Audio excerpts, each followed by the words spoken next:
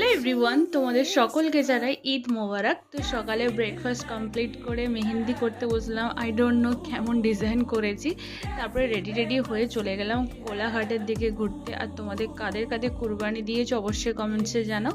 তো এই জায়গাটা খুবই ভাইরাল জায়গা। আমি চলে গেছি কোলাঘাটে নদীর পাড়ে। আর জায়গাটা এতটাই সুন্দর, এখানে মন আর প্রাণ দুটাই ভরে যাচ্ছে। একটু মনটা খারাপ হয়েছিল, এবারে কুরবানি হচ্ছিল না।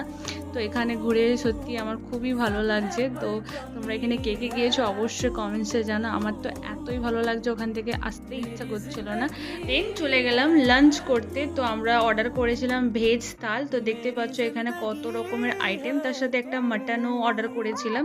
তো এখানে খাওয়া দাওয়া কমপ্লিট করে বাড়ির দিকে চলে গেলাম।